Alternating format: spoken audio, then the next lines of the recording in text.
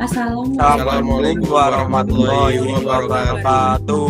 Perkenalkan, kami dari kelompok 13 izinkan kami untuk memperkenalkan anggota kelompok kami.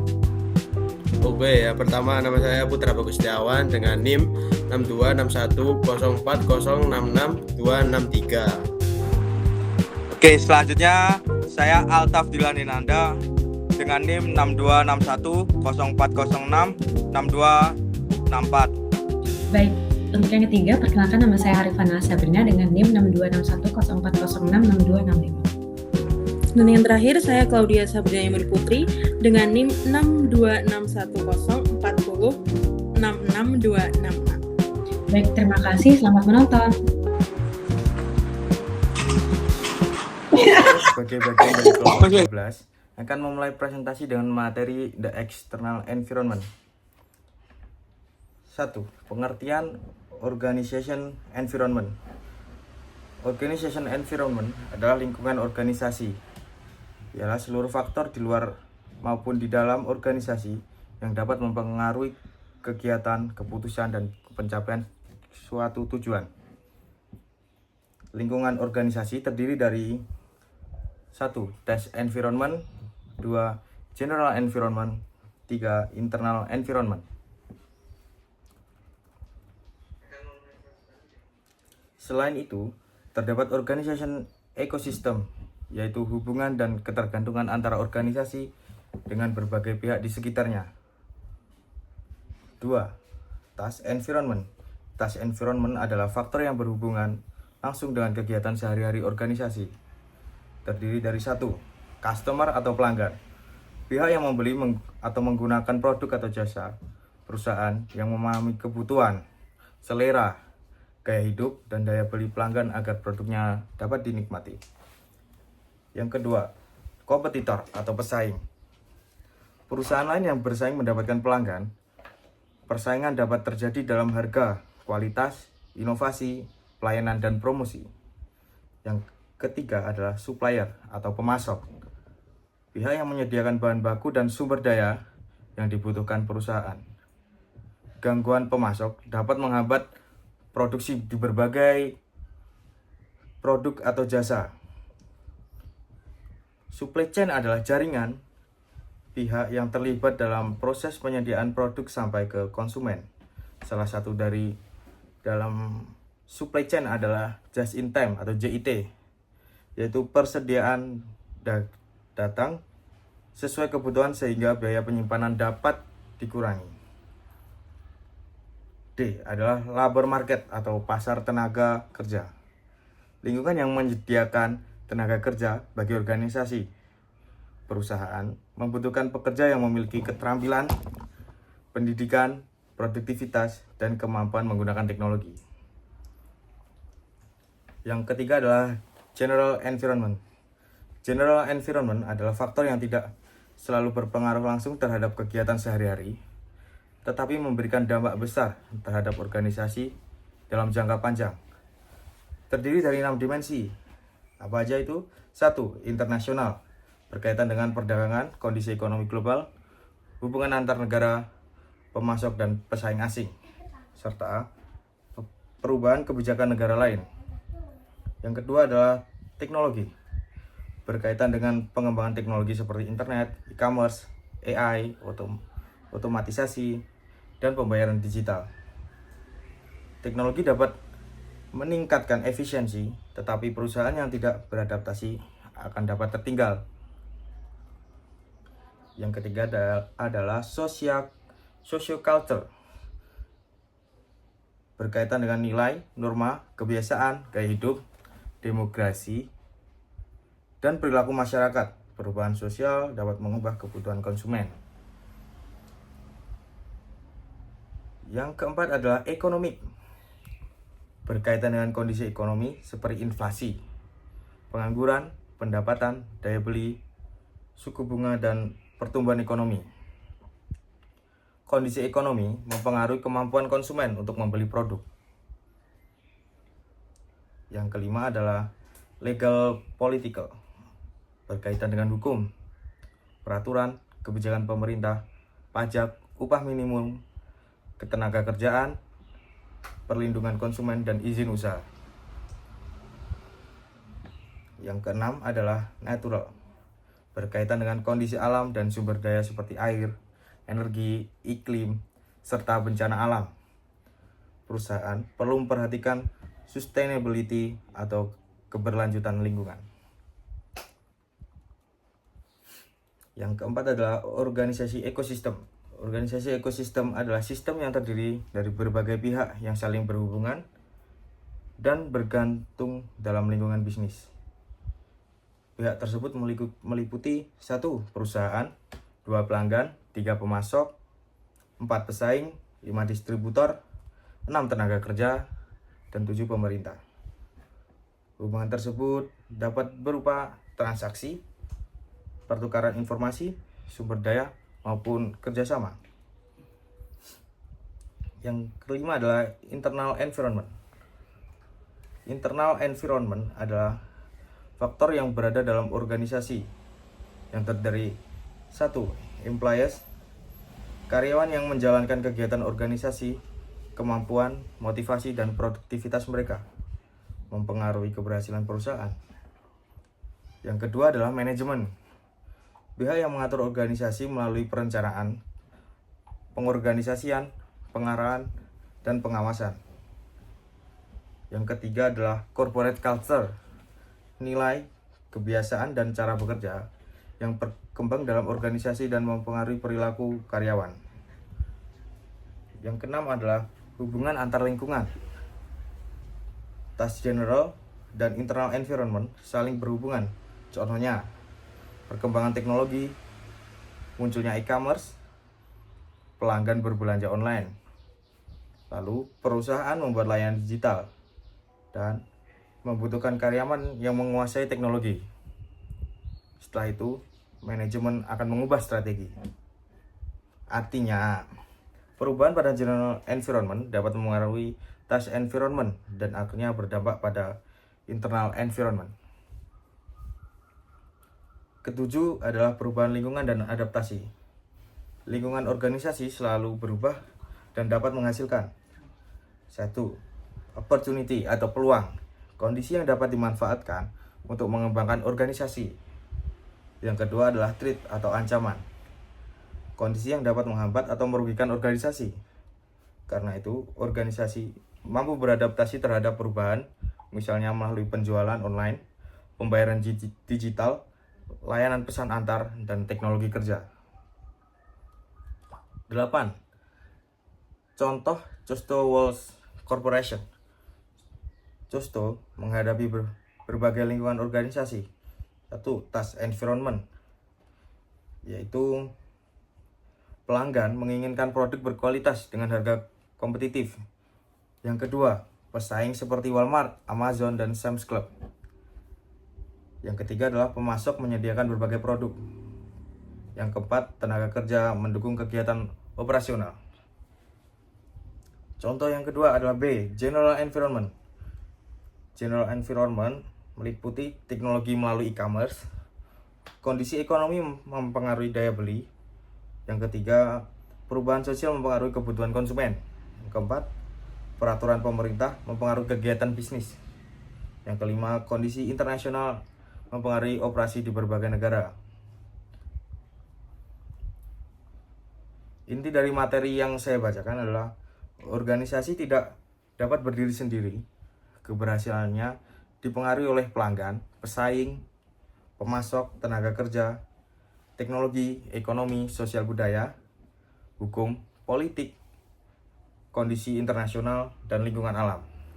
Oleh karena itu, organisasi harus memahami lingkungan, melihat peluang dan ancaman, serta mampu beradaptasi terhadap perubahan. Dan setelah ini, materi akan disampaikan kepada teman saya. Terima kasih. Selanjutnya saya yang akan menjelaskan tentang the organization environment relationship. Organisasi dan lingkungan. Organisasi sangat dipengaruhi oleh lingkungan eksternal. Perubahan lingkungan dapat menimbulkan ketidakpastian sehingga organisasi harus mampu beradaptasi agar tetap mencapai tujuannya. Pertama, environmental uncertainty atau ketidakpastian lingkungan. Ketidakpastian terjadi ketika manajer tidak memiliki informasi yang cukup untuk memprediksi perubahan lingkungan. Semakin banyak faktor dan semakin cepat perubahan terjadi, semakin tinggi tingkat ketidakpastiannya. Contohnya adalah industri televisi yang harus menghadapi berbagai munculnya layanan streaming seperti Netflix dan Disney Plus. Kedua, adapting to the environment. Organisasi perlu terus mengamati perubahan, menemukan strategic issue, lalu menemukan strategi yang tepat. Contohnya saat pandemi COVID-19, banyak bisnis beralih ke penjualan online untuk menyesuaikan diri dengan perilaku konsumen. Yang ketiga adalah business intelligence. Business intelligence adalah proses mengumpulkan dan menganalisis informasi untuk membantu manajer mengambil keputusan. Informasinya berasal dari dalam maupun luar organisasi, seperti karyawan, pelanggan, pesaing, laporan perusahaan, berita, dan penelitian. Keempat, sosial media analistik dan big data analistik. Media sosial dapat digunakan untuk mengetahui pendapat pelanggan, tren, serta aktivitas pesaing. Sementara itu, big data digunakan untuk menganalisis dalam jumlah besar sehingga organisasi dapat menemukan pola, memprediksi kondisi, dan meningkatkan efisiensi. Kelima, boundary spanning. Boundary spanning adalah aktivitas yang menghubungkan organisasi dengan lingkungan eksternal. Kegiatannya meliputi mengumpulkan informasi, membangun hubungan, serta berkomunikasi dengan pelanggan, pemasok, pemerintah, dan pihak lainnya. Terakhir, influence the environment. Organisasi tidak hanya beradaptasi, tetapi juga dapat berusaha memengaruhi lingkungan. Salah satunya melalui lobbying, yaitu upaya menyampaikan kepentingan organisasi kepada pemerintah agar kebijakan yang dibuat dapat mempertimbangkan kondisi bisnis.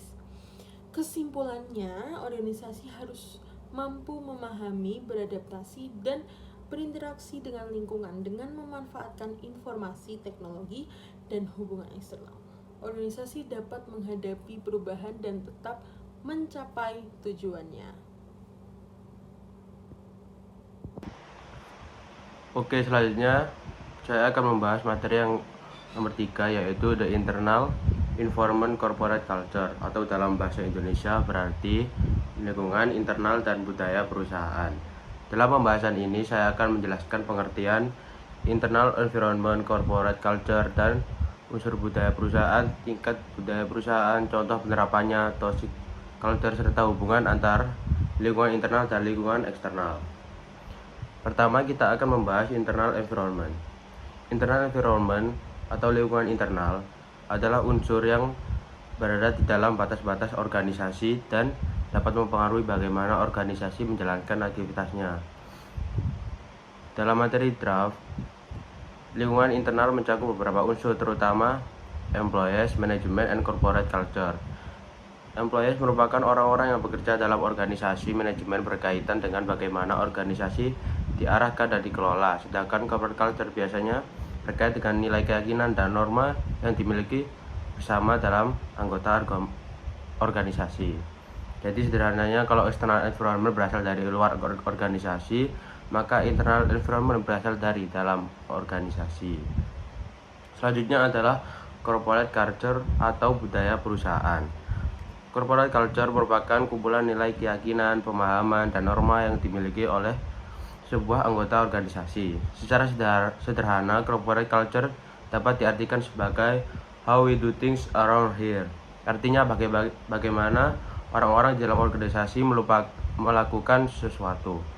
Budaya perusahaan dapat mempengaruhi banyak hal, misalnya bagaimana karyawan berkomunikasi, bagaimana mereka bekerja sama, mengambil keputusan, menyelesaikan masalah, melayani pelanggan, sampai bagaimana mereka menghadapi suatu perubahan. Jadi corporate culture bukan hanya aturan yang tertulis dalam perusahaan.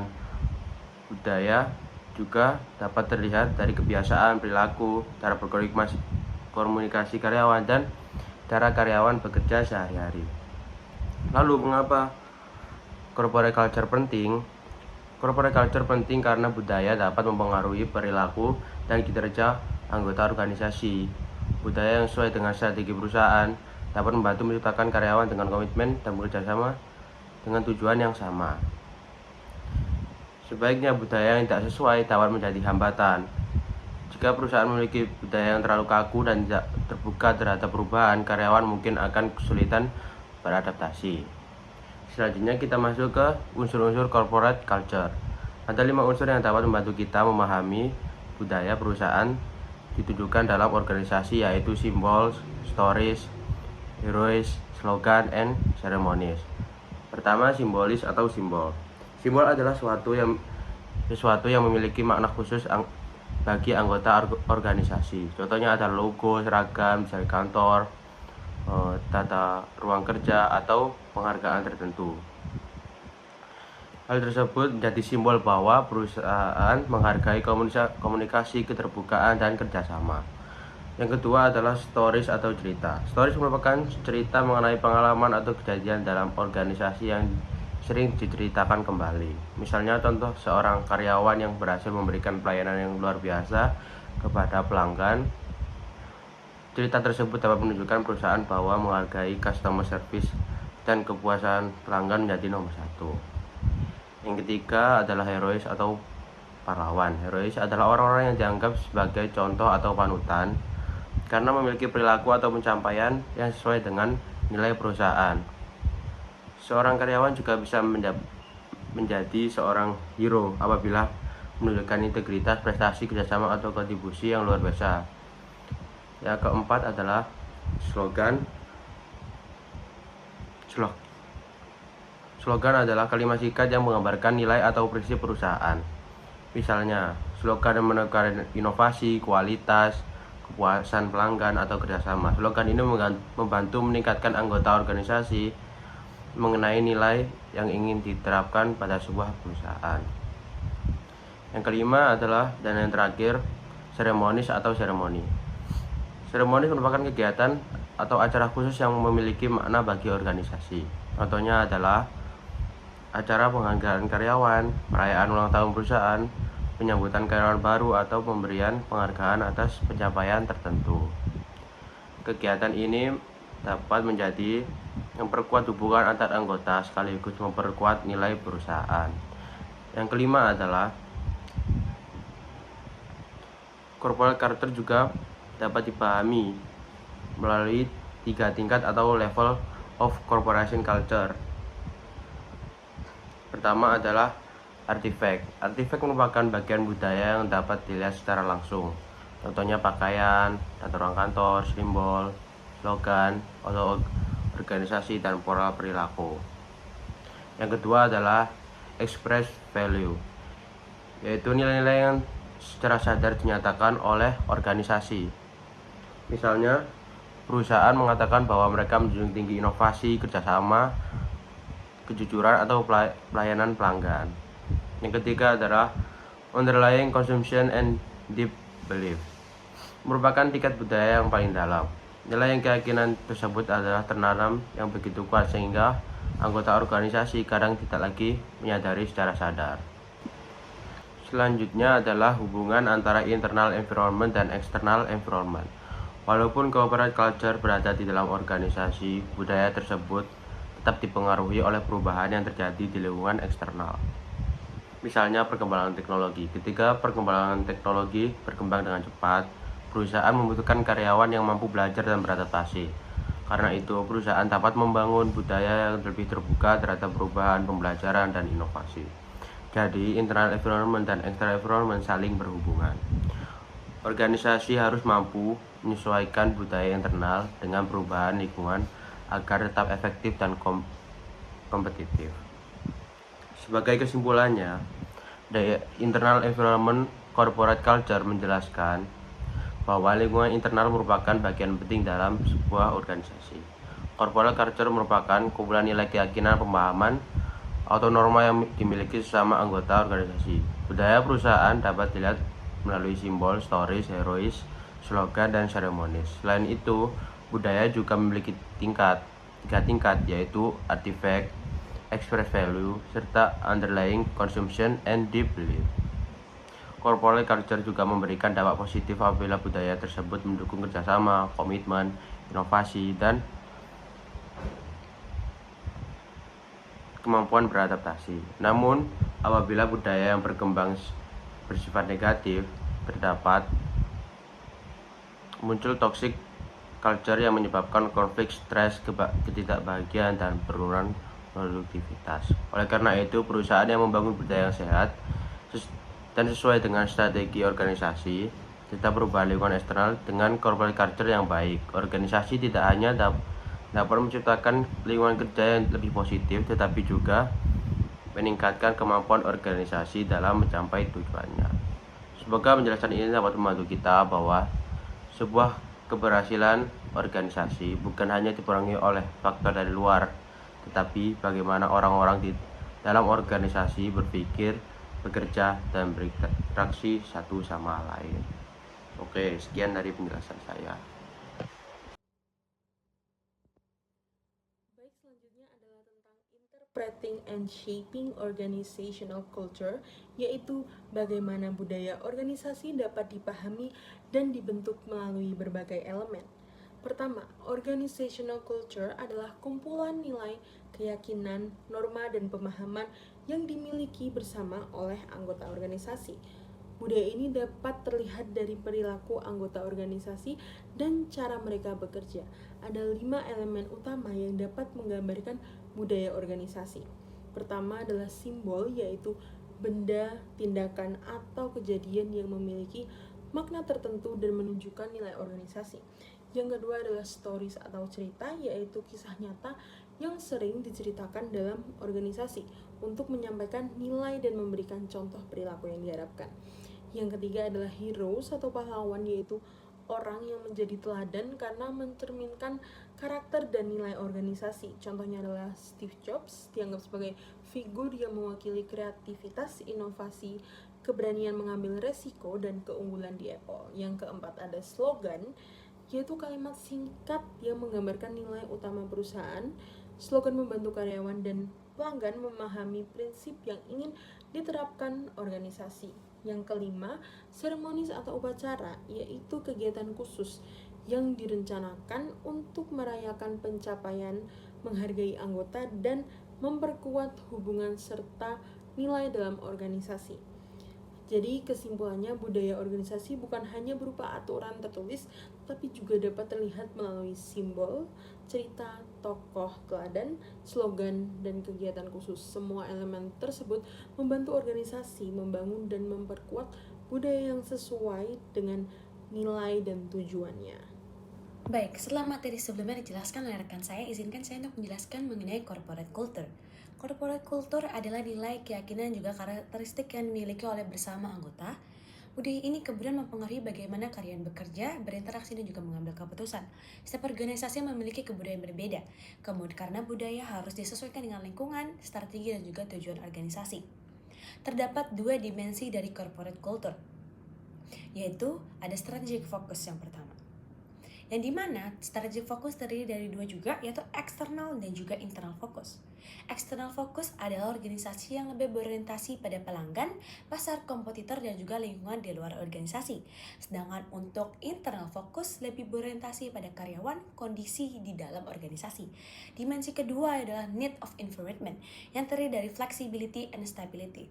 Flexibility berarti organisasi membutuhkan perubahan dan kemampuan yang cepat. Sedangkan stability berarti membutuhkan keteraturan, konsisten, dan juga kontrol. Dari 2 kondisi tersebut adanya 4. Yang pertama adaptability culture, achievement culture, environment culture, and consistency culture. Yang pertama yang kita bahas adalah adaptability culture, yaitu budaya ini merupakan kombinasi antara external focus dan juga flexibility. Artinya, organisasi berfokus pada lingkungan luar sekaligus harus mampu beradaptasi dengan cepat terhadap perubahan. Ciri-cirinya antara lain adalah mendorong inovasi dan juga kreativitas, memberikan ruang dan juga eksperimen, berani mengambil risiko serta cepat merespon kebutuhan pelanggan. Contohnya adalah Tube Mogul. Perusahaan ini mendorong karyawan untuk mencoba hal-hal baru dan tidak takut melakukan kesalahan. Jika terjadi kesalahan, mereka berusaha untuk segera memperbaikinya. Inti dari adaptability culture adalah lingkungan berubah, maka kita harus cepat berubah. Yang kedua adalah achievement culture. Budaya ini merupakan kombinasi antara external focus dan juga stability. Budaya ini berfokus pada hasil pencapaian tujuan suatu organisasi. Ciri-cirinya adalah memiliki target yang jelas dan juga ambisius, kompetitif, menghargai kerja keras dan mendorong inisiatif pribadi, serta memperhatikan efisiensi. Contohnya adalah Huawei yang dikenal dengan budaya keras dan juga sangat kompetitif. Karyawan didorong untuk mengejar peluang dan pencapaian target yang telah ditentukan. Namun, organisasi tetap membutuhkan aturan dan kontrol agar pencapaian target tidak membuat karyawan mengabaikan aturannya. Inti dari achievement culture adalah target sudah ditentukan, maka pencapaian harus cepat dicapai. Yang ketiga itulah influence culture. Budaya ini merupakan kombinasi dari internal fokus dan juga flexibility. Fokus utamanya adalah karyawan, partisipasi dan juga teamwork.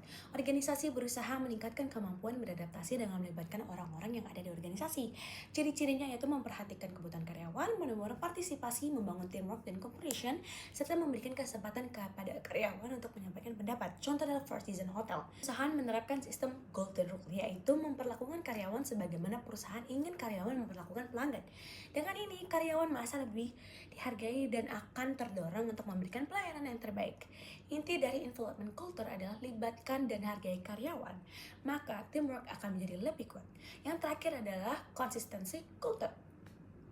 Budaya ini merupakan kombinasi dari internal focus dan juga stability.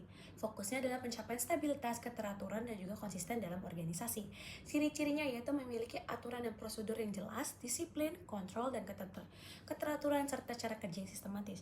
Contoh adalah Pacific Edge Software. Perusahaan ini menekankan order, disiplin, and control agar proyek dapat diselesaikan tepat waktu dan juga sesuai dengan anggaran. Inti dari konsistensi kultur adalah ikuti semua sistem, maka akan pekerjaan tetap stabil dan juga teratur. Kesimpulan dari yang saya berikan adalah, jadi dapat bahwa tidak ada satu tipe budaya yang selalu paling baik. Budaya yang efektif adalah budaya yang sesuai dengan kondisi dan tujuan lingkungan dari organisasinya. Adaptability berfokus pada perubahan inovasi, achievement berfokus pada target dan juga hasil, development berfokus pada karya dan juga teamwork, sedangkan konsistensi beraturan pada aturan, stability dan juga keteraturan. Dengan memahami tipe-tipe tersebut, organisasi akan menentukan budaya yang paling sesuai dengan cara kerja masing-masing. Terima kasih. Baik, saya akan dijelaskan mengenai materi terakhir, yaitu mengenai Shaping Corporate Culture for Innovative Response. Materi ini membahas bagaimana organisasi membentuk budaya perusahaan agar mampu menghadapi perubahan, mendorong inovasi, dan tetap mencapai kinerja bisnis yang baik. Budaya organisasi penting karena dapat membantu motivasi karyawan, mempertahankan kualitas karyawan, menghadapi perubahan lingkungan, dan mendorong inovasi dan meningkatkan kinerja organisasi. Namun, budaya yang baik juga harus tetap dikaitkan dengan business performance. Yang pertama yaitu adanya yang pastinya high performance culture, adalah budaya yang menggabungkan culture value dan juga business performance. Jadi organisasi tidak hanya mengajar keuntungan tapi juga menjalankan nilai-nilai budaya yang dimiliki. Terdapat 4 kondisi organisasi berdasarkan tingkat business performance dan juga culture value. Kuadran A adalah high performance low culture value. Kinerja bisnis tinggi tapi nilai budaya rendah, artinya perusahaan tetap berhasil mencapai target tapi kurang mempertahankan nilai-nilai organisasi. Contoh adalah Lego, yang pernah terlalu fokus pada hasil tapi tidak mempertahankan budayanya. Jadi organisasi menjadi kurang. Intinya, hasilnya bagus tapi budaya harus diperhatikan. Yang B, yang kedua adalah high performance high culture value. Kinerja bisnis dan nilai budaya juga tinggi. Merupakan kondisi high culture yang ideal. Organisasi mampu mencapai target sekaligus menjalankan nilai budaya dan aktivitas sehari-hari. Contoh adalah General Electric yang di bawah Jack Welch, yang tidak hanya berfokus pada hasil keuangan tapi juga mendorong kualitas, inovasi, dan pengurangan birokrasi. Intinya, hasil bagus, budaya juga bagus. Yang ketiga adalah low performance low culture value. Kinerja bisnis rendah dan nilai budaya juga rendah. Artinya organisasi tidak mencapai target dan tidak menjalankan budaya dengan baik. Intinya, hasil tidak capai dan budaya juga tidak berjalan. Yang terakhir atau keempat, low performance high culture value. Kinerja bisnis rendah tapi nilai budaya tinggi. Organisasi memiliki budaya kuat tapi belum mampu mengubahnya menjadi hasil bisnis yang baik. Intinya, budaya baik tapi belum mencapai bisnis. Kesimpulannya, high performance culture yang ideal adalah ketika organisasi memiliki business performance yang tinggi dan culture value yang kuat. Artinya, organisasi tidak harus mencapai target, tapi juga harus mempertahankan bagaimana target tersebut dicapai dengan nilai-nilai organisasi. Terima kasih.